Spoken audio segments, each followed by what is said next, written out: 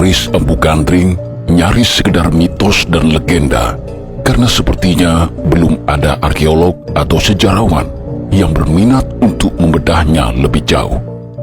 Keris Empu Gandring muncul pada bagian-bagian awal karir Ken Angrok dalam sebuah lontar kuno yang hingga saat ini tersimpan di Perpustakaan Nasional Jakarta, yakni Lontar Pararaton. Dari sisi legenda, keris ini dicipta oleh Empu Gandring melalui laku batin yang tidak main-main.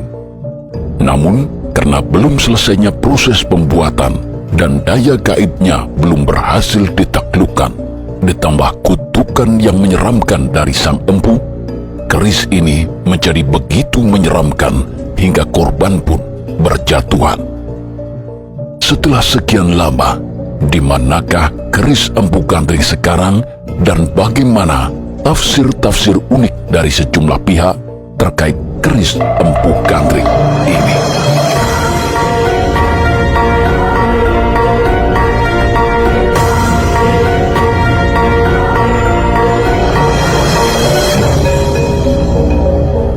Di Nusantara, utamanya di Pulau Jawa, keris biasanya dimiliki seseorang karena merupakan warisan turun-temurun dari leluhurnya.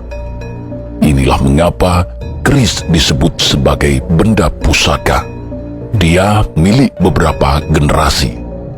Benda pusaka sendiri bermacam-macam, tidak selalu keris. Mulai dari kitab suci, lontar-lontar kuno, bahkan hingga tanah rumah peninggalan pun bisa disebut harta benda pusaka. Hingga saat ini, mengkoleksi sekaligus merawat keris menjadi suatu kebanggaan tersendiri karena dianggap turut bertanggung jawab melestarikan karya budaya non-artistik peninggalan leluhur Nusantara. Selain dari warisan turun-temurun, ada kalanya keris didapat dari membeli, tukar, atau cara lainnya. Uniknya, tidak sedikit pemimpin dan pejabat dunia yang memiliki keris Nusantara. Kebanyakan dari mereka mendapatkannya dari pejabat Indonesia sebagai tanda persahabatan. Sementara para pejabat Indonesia sendiri tidak usah ditanya lagi siapa saja yang memilikinya sebab sulit dihitung jumlahnya. Di masa lalu, fungsi keris tidak lain adalah untuk berperang, di samping juga sebagai tanda kebesaran. Selain panji-panji atau pataka, pusaka-pusaka kerajaan dalam bentuk lainnya juga merupakan simbol keagungan kekuasaan. Itulah mengapa di masa kerajaan dahulu pusaka-pusakanya dihormati. Di masa sekarang, keris lebih sebagai koleksi atau konservasi budaya. Namun tidak bisa dipungkiri ada yang sengaja mengenakannya sebagai penambah sugesti spiritual. Keris sendiri tahun 2005 telah terdaftar di UNESCO sebagai warisan budaya dunia karena dianggap merupakan karya agung kejeniusan manusia, terbukti memiliki akar budaya yang kuat, merupakan identitas kultural, dan memiliki keunggulan aplikasi maupun kualitas yang melewati zamannya. Penyebutan keris sudah muncul sejak tahun 800-an Masehi, bahkan diduga lebih tua lagi. Dokumen kuno berupa prasasti, di antaranya Prasasti Karangtengah dan Prasasti Poh, sudah menyebutnya demikian. Bentuknya pun sudah terdokumentasikan dengan baik lewat sejumlah relief, salah satunya relief Candi Borobudur. Namun embrio dari keris sendiri terlihat sudah muncul sejak era sebelum Masehi berdasarkan temuan peninggalan megalitik dari Lembah Besemah, Lahat, Sumatera. Sementara dari sisi manuskrip, baik manuskrip dalam dan luar negeri, tidak terhitung lagi yang menyebut tentang benda ini, meski istilahnya berbeda-beda. Bentuk keris yang banyak kita jumpai sekarang ini merupakan capaian era kerajaan Majapahit, di mana keris mengalami puncak eksplorasinya.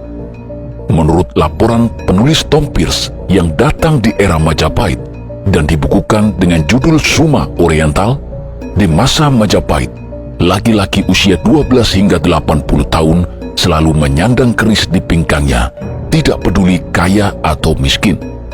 Namun di Sunda, keris hanya digunakan oleh raja, bangsawan dan kesatria saja berdasarkan manuskrip Daun Nipah Sang Hyang Siksa Kanda ing Karsian. Tersebutlah dalam lontar Pararaton seseorang yang disebut sebagai Empu Gandring. Empu merujuk pada sebutan bagi orang yang dihormati karena telah menjadi ahli di suatu bidang tertentu.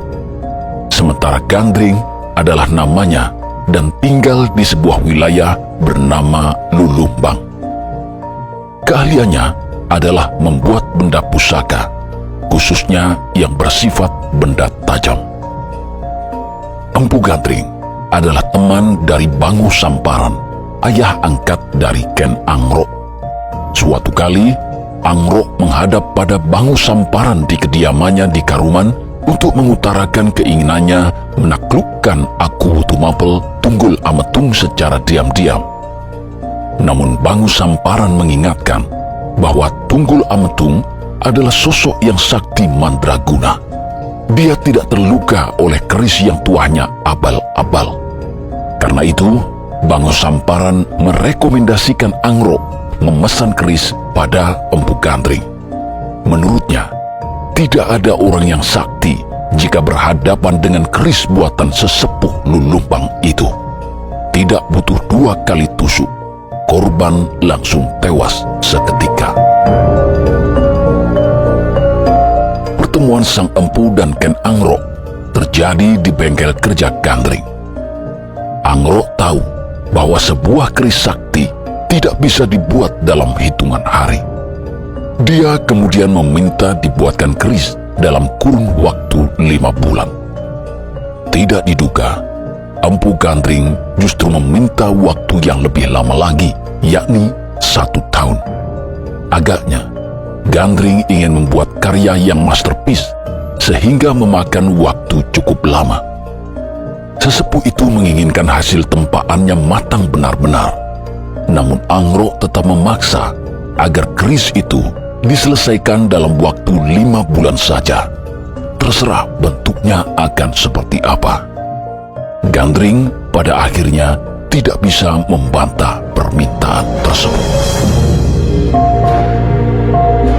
5 bulan telah lewat, dan Angrok datang lagi ke Lulumbang untuk menagih pesanannya. Ketika sampai, Gandring terlihat sedang mengasah keris pesanannya. Angrok meminta keris itu untuk diamatinya. Bentuknya masih jelek dan secara keindahan belum layak. Ken Angrok benar-benar tidak puas dan menjadi murka. Setelah menumpahkan kemarahannya lewat kata-kata, Angrok menikam Empu Gandring menggunakan keris buatannya sendiri hingga terjengkang ke belakang. Keris kemudian diletakkan di lumpang batu tempat asahan. Secara aneh, lumpang itu mendadak terbelah menjadi 2. Selanjutnya, keris diletakkan pada landasan penempa. Lagi-lagi landasan itu terbelah jadi 2. Angrok terkejut, tidak menyangka, walau secara fisik masih buruk, kekuatan gaibnya sungguh luar biasa. Itu artinya, sebentar lagi, Empu Gandring yang telah ditusuknya akan segera tewas. Di tengah keheranannya, Empu Gandring yang sedang sekarat mengutuk Ken Angrok bahwa keturunannya akan terbunuh oleh keris itu. 7 raja juga akan tewas olehnya. Mendengar ini, Ken Angrok menjadi menyesal. Namun semuanya sudah terlambat. Empu Gandring juga telah menghela nafas terakhirnya. Ken Angrok hanya bisa mengamati jenazah Gandring sambil berujar, jika suatu saat nanti dia menjadi orang besar, hendaknya kemuliaan yang didapatnya juga sekaligus menurun pada anak cucu Gandring di kemudian hari.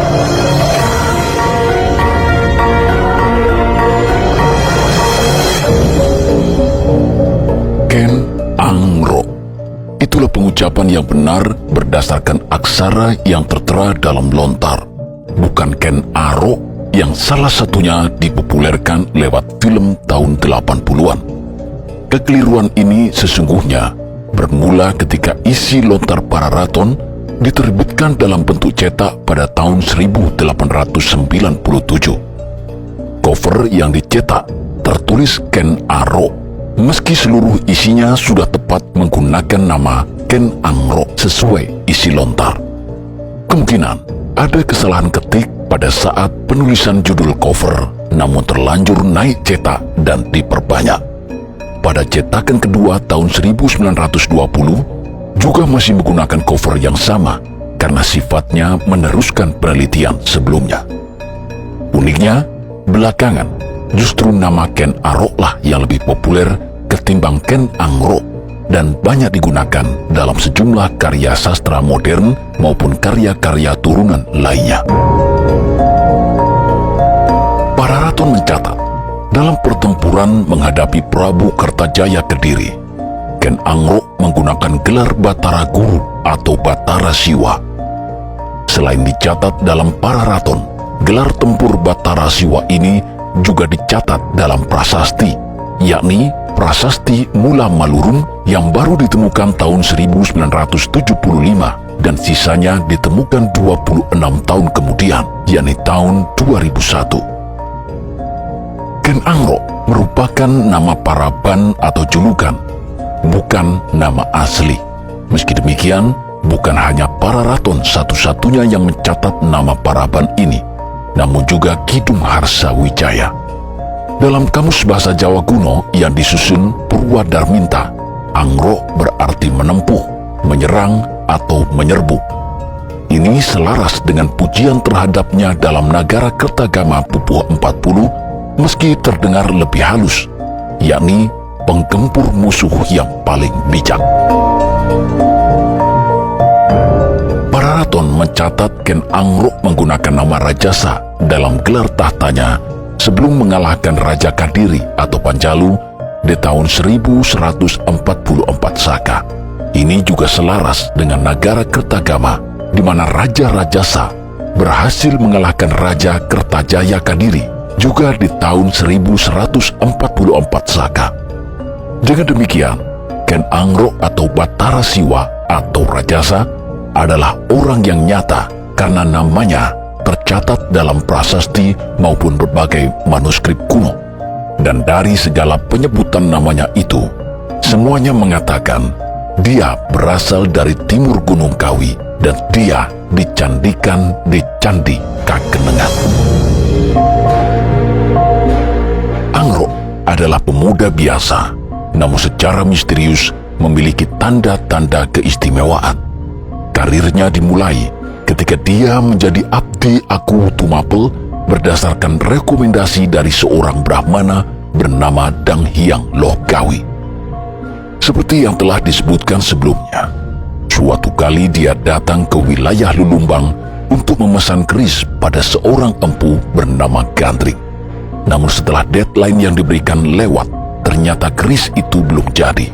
Bahkan hasilnya termasuk buruk di mata Angro. Nampak sekali, Angro begitu tergesa-gesa ingin memilikinya. Karena tidak puas melihat hasilnya, Angro marah dan membunuh Gandring. Semua peristiwa yang terjadi dalam kisah sebelumnya memiliki sejumlah dugaan lokasi. Salah satu dugaan tersebut ada di wilayah Blitar saat ini. Rumah Bangu Samparan, yakni Karuman atau Karum, dianalisa sebagai Kecamatan Garum, Blitar. Sementara Lulumbang, desa tempat tinggal Empu Gandring, dianalisa sebagai Desa Plumbangan. Di desa ini juga terdapat candi atau lebih tepatnya Gapura Plumbangan. Berdasarkan monogram yang tertulis pada bagian atas pintu, situs ini didirikan atau diperbaiki pada tahun 1312 Saka atau 1390 Masehi, yakni di masa Majapahit diperintah oleh Wikramawardhana. Sementara tak jauh dari tempat ini terdapat prasasti yang juga disebut Prasasti Plumbangan I dan Prasasti Plumbangan II yang disebut juga sebagai Prasasti Petung Ombo. Prasasti Petung Ombo berangkat tahun 1191 Saka atau dibuat pada masa kerajaan Singasari diperintah Prabu Kertanagara. Sementara berdasarkan Prasasti Plumbangan I, Diketahui bahwa Plumbangan adalah desa tua sejak era Kerajaan Kadiri, bahkan sebelum Prabu Jayabaya menjadi raja. Plumbangan di era Kadiri disebut sebagai Panumbangan. Berdasarkan prasasti ini diketahui pula bahwa Plumbangan adalah desa yang memiliki keistimewaan karena merupakan tanah swatantra yang bebas pajak.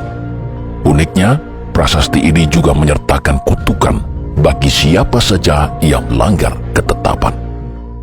Manuskrip Nagara Kertagama yang ditulis oleh Empu Prampaca juga menuliskan Panumbangan sebagai wilayah yang masuk dalam daerah Bajradara atau wilayah tanah pertikan berunsur Buddha. Sementara beberapa tempat di Blitar sendiri diketahui dahulu merupakan tempat produksi keris yang jejak-jejaknya masih bisa dilacak hingga sekarang. Selain dugaan bahwa letak desa Lulumbang, kediaman Empu Gandring, berada di Plumbangan Blitar, ada wacana lain bahwa desa tersebut saat ini berada di Lumbang Sari, Bululawang, Malang. Jika menggunakan asumsi bahwa Lulumbang adalah Plumbangan saat ini, maka Ken Angrok termasuk relatif selektif dalam memilih lokasi pemesanan persenjataan karena jauh dari Tumapel sekaligus jauh dari Kadiri. Sementara jika asumsinya adalah Lumbang Sari, Malang, Ken Angrok menginginkan senjatanya bisa langsung digunakan untuk membunuh Tunggul Ametung di Tumapel. Dari sisi fisik keris, tafsir yang berkembang terkait bahan yang digunakan adalah batu meteor yang jatuh ke bumi. Meski demikian, belum diketahui benarkah unsur meteor telah digunakan untuk membuat keris sejak era sebelum Majapahit dan bagaimana para empu mendapatkan bahan tersebut. Yang jelas, di era Pakubuwono III, Raja Kasunanan Surakarta, meteor memang benar-benar jatuh di Prambanan dan pecah jadi dua menghantam tanah. Batu meteor ini kemudian diboyong ke keraton lewat dua gelombang, yakni tanggal 13 Februari 1784 dan 12 Februari 1797. Sebagai benda pusaka, batu ini mendapatkan nama Kanjeng Kiai Pamor dan dijadikan bahan tosan aji sejumlah pusaka. Sementara pecahannya yang berukuran lebih kecil diperjualbelikan masyarakat sekitar Prambanan dengan harga setara emas. Konon, kandungan meteor Kanjeng Kiai Pamor pernah diteliti oleh insinyur nuklir UGM di Badan Teknologi Nuklir Nasional atau BANN. Secara filosofi, bersatunya Bapa Angkasa yang diwakili oleh batu meteor dan Ibu Pertiwi yang diwakili oleh unsur-unsur bumi dalam proses penciptaan keris diyakini membuat keris tersebut memiliki kekuatan yang luar biasa, baik dari segi fisik maupun supranatural. Dalam peristiwa hancurnya lumpang batu maupun alas tempa milik Empu Gandring yang telah dikisahkan sebelumnya, didapatkan gambaran bagaimana menyeramkannya keris Empu Gandring saat berada di dekat material keras lain. Tentu ini di luar logika manusia atau lebih bersifat supranatural. Meski demikian, menjadi cukup unik ketika keris yang belum jadi ini sudah punya daya supranatural, mengingat biasanya para empu keris melakukan puja atau ritual ketika keris sudah jadi. Ken Angrok mendapati keris saat sedang diasah oleh Empu Gandring. Ini memunculkan tafsiran bahwa Empu Gandring telah memasukkan daya supranatural sejak awal keris dibuat, bahkan mungkin terus-menerus selama proses berlangsung. Diperkirakan, Empu Gandring akan menyudahi kerja supranaturalnya seiring selesainya penggarapan fisik keris. Namun yang terjadi pada akhirnya di luar kendali. Dia wafat, sementara hal gaib yang terdapat dalam keris masih liar. Belum lagi tambahan kutukan empu sekelas Gandring makin membuat keris ini menjadi menakutkan.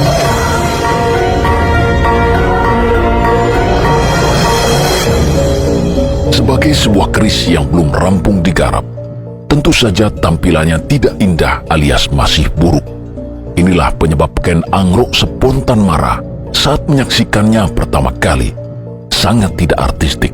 Bahkan hulunya sendiri yang terbuat dari kayu cangkring masih terdapat duri-duri, kasar, dan tentu saja tidak nyaman jika digunakan untuk duel satu lawan satu. Kematian Empu Gandring yang tidak memakan waktu lama, hanya dalam satu kali tusukan, juga membuka kemungkinan bahwa meski belum jadi benar, keris Empu Gandring telah memiliki upas atau racun ganas yang bekerja cepat saat masuk ke tubuh manusia. Seorang peneliti bernama Dr. Arif Yudanto dalam blog pribadinya menuliskan pendapat tentang proses pemberian racun ini. Bahkan Dr. Arif sempat merevisi beberapa pendapatnya sendiri seiring berkembangnya wacana baru yang dia dapat. Di tahun 2008, dalam artikel berjudul Keris Empu Gandring, dia menuliskan tahapan proses sebagai berikut. Keris dipanaskan pada tungku api, lalu keris dimasukkan ke dalam bubuk racun pada kondisi masih sangat panas. Hal ini dilakukan beberapa kali untuk menambah dan memperkuat racun tersebut. Pada saat keris berada dalam kondisi panas, jika dimasukkan pada bubuk racun, racun akan menyatu pada batang keris. Namun di tahun 2010, dia memperbarui analisanya bahwa racun kemungkinan dioleskan pada keris setelah selesai melalui proses semacam digerinda. Karena bahannya merupakan batu meteor, dimungkinkan tubuh keris memiliki rongga-rongga sehingga memudahkan proses difusi racun. Dari analisa yang diajukan oleh Dr. Arif Yudanto ini, kita mendapatkan gambaran betapa mematikannya keris Empu Gandring jika terkena tubuh manusia. Dan itulah yang terjadi pada Empu Gandring dan korban lain saat keris ditancapkan pada tubuhnya. James Horlias, seorang ahli metalurgi bersertifikat asal Amerika, mengungkapkan bahwa menempa meteor sangat berisiko tinggi. Kegagalannya mencapai 9 dari 10 kasus sebab meteor akan berpijar dan berantakan. Namun yang mengejutkan, apa yang dilakukan empu seperti Gandring di masa lalu ternyata masuk akal dan bahkan berhasil dipraktekkan di masa kini.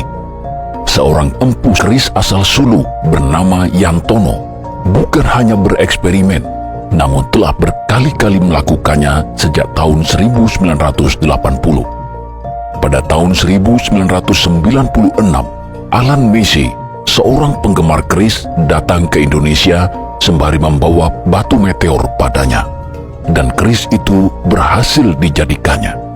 Pada tahun 2015, dia kembali membuat keris dari bahan meteor pesanan pejabat Indonesia yang bertugas di New York. Karena sukses, sang empu dihadiahi meteorite Campo del Cielo yang pernah jatuh di Argentina.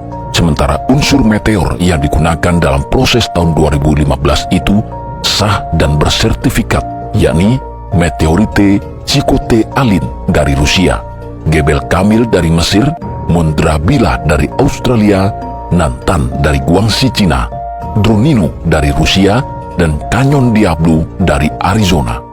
Uniknya, terdapat juga kunci Yerusalem yang dijadikan material. Saat sudah jadi, keris itu disahkan dengan sertifikat. Pernah juga dia membuat keris berbahan meteor untuk dirinya sendiri yang lantas diikut sertakan pameran. Namun, setelah pameran usai, dia didatangi dubes Venezuela yang memintanya melepas keris tersebut untuk dimahari. Hal ini membuktikan bahwa apa yang menurut orang-orang barat tidak mungkin, nyatanya berhasil dilakukan. Apa yang tertulis di masa lalu dalam lontar-lontar dan dianggap tidak logis di masa sekarang bisa saja benar-benar terjadi. Hal-hal yang dianggap supranatural dewasa ini mungkin saja waktu itu hal yang biasa. Hanya kita sajalah yang mungkin belum mendapatkan penjelasan ilmiahnya. Dengan memperhatikan data lontar para raton, korban yang jatuh akibat keris Empu Gandring adalah Gandring sendiri, Tunggul Ametung, Kebu Hijau yang menjadi kambing hitam terbunuhnya Tunggul Ametung, Ken Angrok sendiri yang terbunuh oleh seorang pangalasan atau semacam abdi berpangkat perwira dari Kesatuan Batil, dan Anusapati yang tewas oleh Toh Jaya.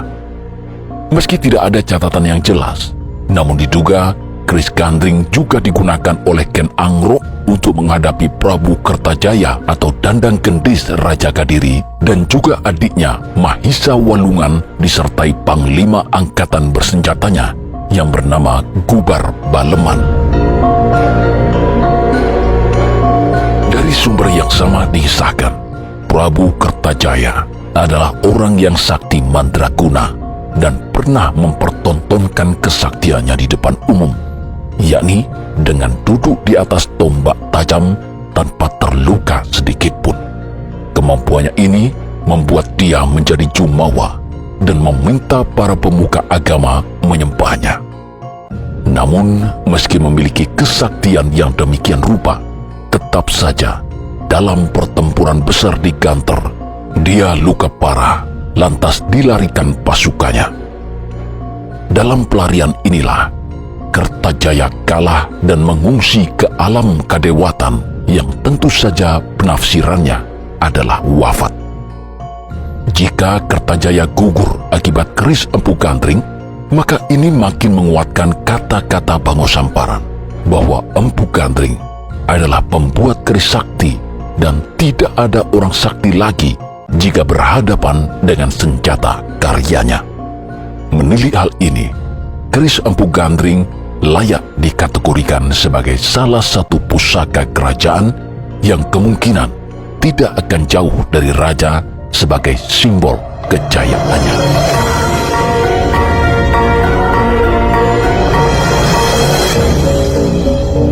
Selepas Anusapati terbunuh, orang terakhir yang memiliki keris Empu Gandring adalah Apanji Toh Jaya, anak Ken Angrok dengan istri selirnya yang bernama Ken Umang. Prasasti Mula Malurung membuktikan bahwa tokoh bernama Toh Jaya ini nyata sesuai pernyataan Lontar Pararaton yang menyebut Toh Jaya menjadi raja. Menurut Pararaton, kekuasaan Toh Jaya runtuh akibat kerjasama antara anak Anusapati yang bernama Ranggawuni dan anak Mahisa Wongateleng yang bernama Mahisa Campaka, karena pamannya, yakni Kuningbaya, telah dikudeta Toh Jaya. Dalam penyerbuan ke istana yang mendadak, Toh Jaya terluka oleh tombak, namun berhasil bersembunyi. Setelah pasukan keponakan-keponakannya itu mundur, dia berhasil ditemukan oleh para prajurit pengawal dan lantas dilarikan ke daerah Katang Lumbang untuk sementara. Ada pendapat yang mewacanakan bahwa saat pelarian inilah keris Empu Gandring sebagai salah satu pusaka kerajaan dibawa serta. Namun suatu peristiwa terjadi dalam pelarian. Toh Jaya yang sedang terluka diusung dalam tanduk. Karena lari tergesa-gesa, celana pengusung di depannya melorot hingga terlihatlah bagian belakangnya. Ini membuat Toh Jaya marah karena dianggapnya pertanda kesialan. Dia tidak akan lama menjadi raja. Dalam pelarian itu, Toh Jaya wafat dan dicandikan di Katang Lumbang pada tahun Saka 1172. Terkait detik-detik kematian Toh Jaya, salah satu pendapat menyebutkan bahwa dia wafat oleh prajurit pengusungnya sendiri. Dalam kemarahannya setelah melihat pertanda buruk, Toh Jaya berniat menghukum abdinya itu. Namun sang abdi lebih cepat bertindak, sehingga Toh Jaya yang sudah luka parah wafat dengan cepat. Namun ada juga pendapat yang mengatakan Toh Jaya wafat karena luka-lukanya. Sejak penyerangan Ranggawuni dan Mahisa Campaka ke istana, luka beratnya yang tidak segera mendapatkan penanganan pada akhirnya menyebabkan kematiannya. Selain itu, karena berada dalam pelarian, diduga upacara kematian Toh Jaya jauh dari nuansa kebesaran raja. Jika keris Empu Gandring turut serta di bawah Toh Jaya, maka kemungkinan di Candi Katang Lumbang inilah posisi terakhirnya. keris ini bisa jadi ikut ditanam di bawahnya atau sekitarnya. Hanya saja, hingga sekarang Candi Katang Lumbang belum ditemukan jejak lokasi tepatnya. Sementara dalam pustaka yang digunakan oleh Dr. Arif Yudanto, tesis PhD Novita Dewi tahun 2005 yang berjudul Power, Leadership, and Morality, A Reading of Ken Angrok untuk National University of Singapore menyebutkan sejumlah versi keberadaan keris Empu Gandring. Di antaranya adalah dibuang ke Laut Jawa, jatuh ke tangan orang penting dalam pemerintahan Singasari selanjutnya, hingga ditanam di bawah Candi Jago yang pernah tersambar petir sangat dahsyat sampai membuat runtuh bagian atasnya.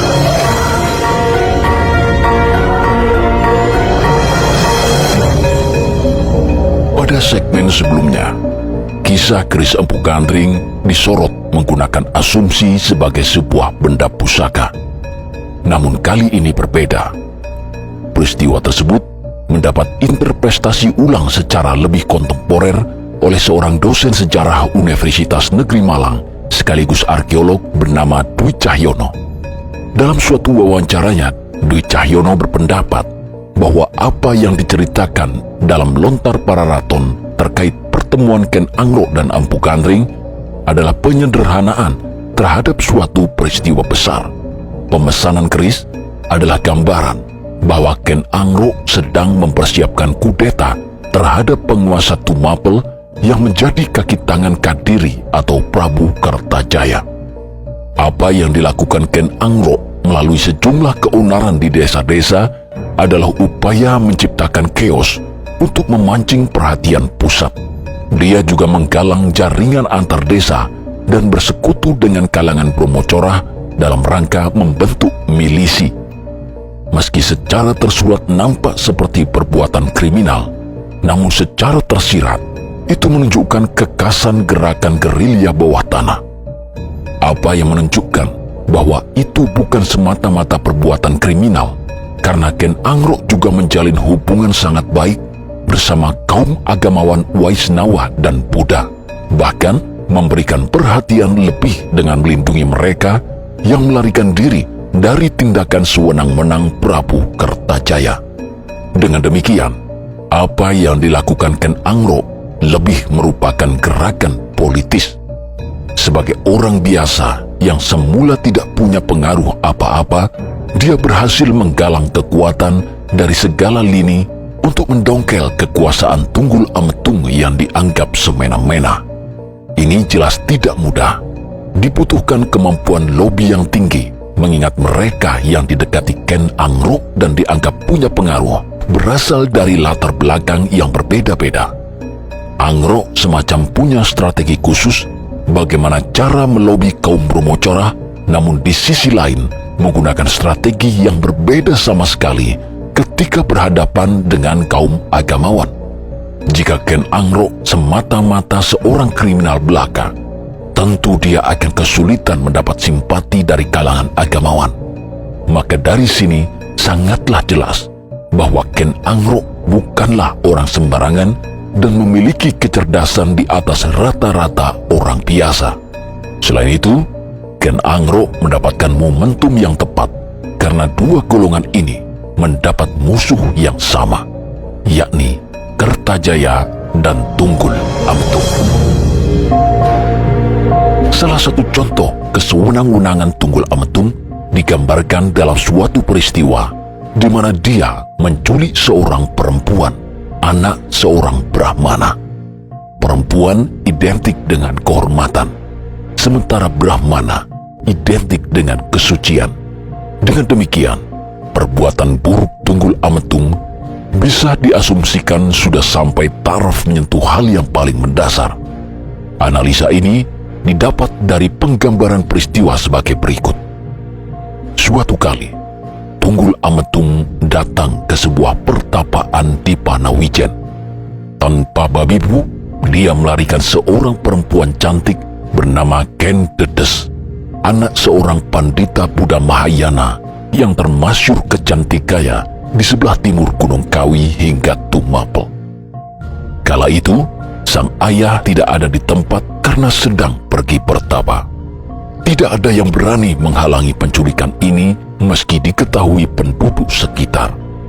Karenanya, ayah si gadis yang bernama Empu Purwa sangat marah dan mengutuk agar suatu ketika Tunggul Ametung mati tertusuk keris dan diambil istrinya oleh sang penusuk. Sementara karena penduduk Panawijen telah bertindak apatis, lebih memilih diam dan tidak ada yang berani menghalangi perbuatan Tunggul Ametung, maka Panawijen tidak lepas dari kutukannya pula. Wilayah Panawijen akan dilanda kekeringan, sehingga masyarakatnya terus-menerus kesulitan air. Apa yang terjadi merupakan gambaran bahwa hukum di Tumapel kala itu sangat tumpul. Tidak ada yang bisa berbuat banyak ketika yang melanggar hukum justru si penguasa sendiri. Perbuatan melarikan gadis dan menyembunyikannya menurut undang-undang agama yang berlaku masa itu dan dilestarikan hingga era Majapahit, pelakunya bisa mendapat hukuman mati. Jelas, Tunggul Ametung telah meremehkan hukum ini sekaligus menginjak-injak sejumlah nilai yang ada di masyarakat. Dalam kondisi tatanan yang rusak berat seperti inilah, Ken Angrok mengambil resiko menjungkalkan kesewenang-wenangan itu, sementara gerakan frontalnya dimulai ketika Angrok memesan keris pada Gandring. Menurut tafsir Dwi Cahyono, keris yang dipesan Angrok sebenarnya bukan hanya satu, tapi banyak. Itu artinya Angrok sedang mempersiapkan logistik tempur. Saking banyaknya, Gandring tidak bisa memenuhi deadline yang diberikan Angrok karena terlampau mepet. Ketidakmampuan Empu Gandring memenuhi pesanan Angrok dimungkinkan karena faktor ketersediaan bahan baku dan tenaga kerja. Sebenarnya, ini adalah masalah yang paling umum dalam sebuah industri hingga sekarang. Namun mencari pasokan bahan baku cukup besar dalam deadline yang mepet, terlebih harus dilakukan secara rahasia, tentu tidak mudah. Apalagi jika sampai usaha ini terendus intelijen musuh. Segala daya upaya Gandring pada akhirnya memang mentok dan mengundang kemarahan Ken Angrok disebabkan rencananya untuk mempersenjatai milisi bentukannya yang tersebar di berbagai desa menjadi gagal total.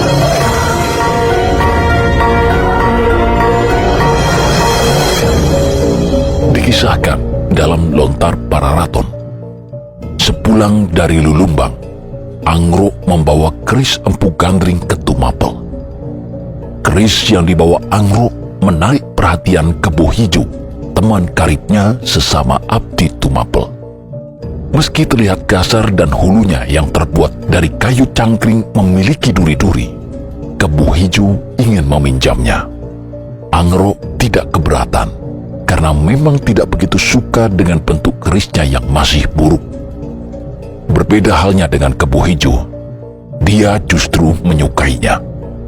Sekian lama, keris itu tidak pernah dikembalikan, dan kemana-mana selalu diselipkan di pinggang Kebo Hijau. Karena bentuknya yang unik, orang menjadi mudah mengenalinya, lantas menganggap keris itu milik Kebo Hijau sendiri. Suatu malam, niat Angrok untuk menghabisi Tunggul Ametung tidak tertahankan lagi. Diam-diam dia mencuri kerisnya sendiri di tempat Kebo Hijau, lalu menyusup ke kediaman Tunggul Ametung. Kebetulan saat itu sudah larut dan orang-orang telah tertidur pulas. Dengan mudah, Angrok masuk ke peraduan Tunggul Ametung dan menjumpai junjungannya itu sedang tidur. Dalam sekali tusuk, keris Empu Gandring menembus jantung dan Tunggul Ametung pun tewas seketika. Oleh Angrok, keris itu dibiarkan tetap menancap hingga keesokan harinya orang menyangka pembunuh Tunggul Ametung adalah Kebo Hijau. Kebo Hijau selanjutnya ditangkap beramai-ramai oleh keluarga Tunggul Ametung dan tanpa melalui persidangan, dia dibunuh mereka menggunakan keris Empu Gandring juga. Lalu, bagaimana tafsir kontemporer terhadap peristiwa bagian ini?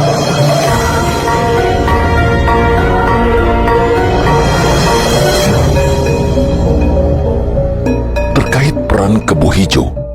Arkeolog Dwi Cahyono menafsirkan Kebo Hijau bukanlah nama orang, melainkan sebuah kesatuan militer. Menurutnya, Kebo Hijau adalah nama yang sering digunakan dalam sastra klasik berlatar kerajaan Kadiri yang populer kita kenal sebagai cerita Panji. Di masa Tunggul Ametung, kemungkinan Kebo Hijau adalah pasukan yang menggunakan panji-panji perang bergambar kerbau dan berkedudukan di sebuah wilayah bernama Hijau. Hingga saat ini, di selatan Singosari Malang, atau 5 km dari Tumapel, ada sebuah desa bernama Ngicu. Hijau di masa lalu agaknya memang lebih tepat disebut sebagai nama daerah.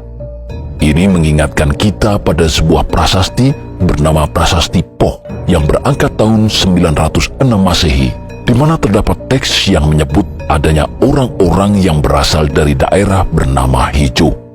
Namun Hijau yang dimaksud dalam prasasti ini bukan ada di Malang, tetapi adalah wilayah perbukitan timur Yogyakarta, di mana terdapat candi terpencil bercorak Hindu dari masa Medang atau Mataram kuno bernama Hijau juga di tempat ini.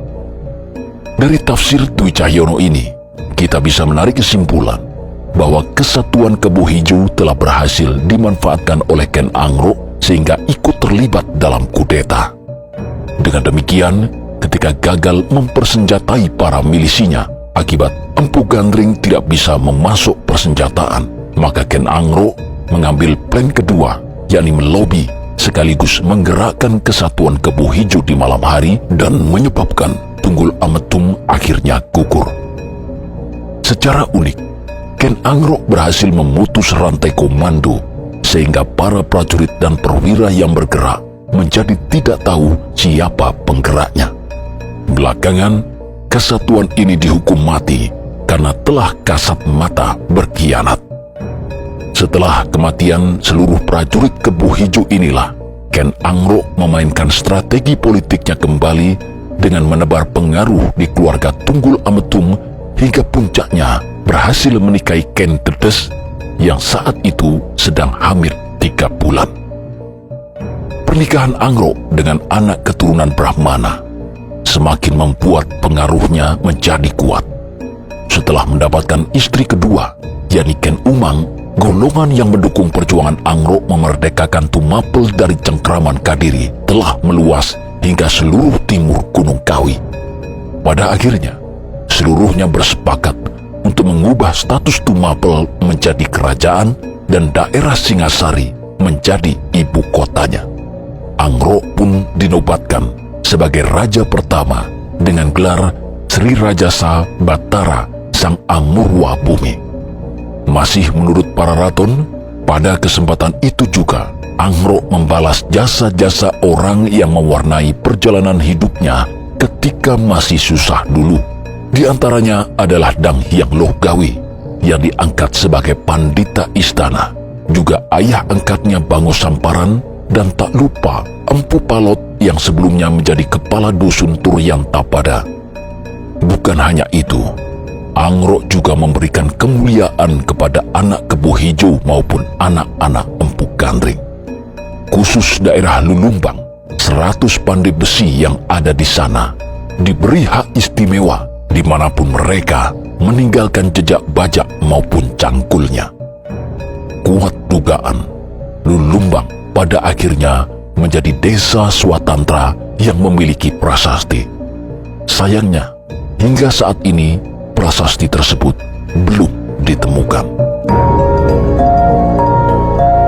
Seperti yang telah disebutkan sebelumnya, Ken Angrok alias Rajasa menggunakan gelar tempur Batara Guru atau Batara Siwa saat melawan Kertajaya. Pernyataan lontar para raton ini sesuai dengan prasasti Mula Malurung. Mengenai bagaimana gelar tempur ini lantas digunakan Angrok, dikisahkan setelah Kadiri tahu bahwa Tumapel menyatakan lepas dan menjadi kerajaan baru, murkalah Kertajaya. Apalagi setelah telik sandinya mengabarkan bahwa Angrok berencana menyerang ibu kota Daha. Tapi Kertajaya menyatakan tidak takut sama sekali. Tidak akan ada yang bisa mengalahkannya kecuali Batara Guru yang turun dari angkasa. Pernyataan Kertajaya ini agaknya berhasil didengar Tli Sandi Tumapel yang lantas diteruskan ke junjungannya. Segeralah Rajasa atau Sang Amurwa Bumi menggelar rapat dengan para pemuka agama, baik Siwa maupun Buddha. Dalam rapat itu, Raja meminta restu menggunakan gelar Batara Guru untuk menghadapi Kertajaya. Para Brahmana dan Resi itu akhirnya merestuinya dan berangkatlah Rajasa ke medan perang. Setelah Raja Kertajaya dan para kesatrianya gugur di medan perang dengan istilah mengungsi ke alam kadewatan, ibu kota Daha praktis hanya tinggal adik-adik Kertajaya yang semuanya perempuan, yakni Dewi Amisam, Dewi Hasin, dan Dewi Paja.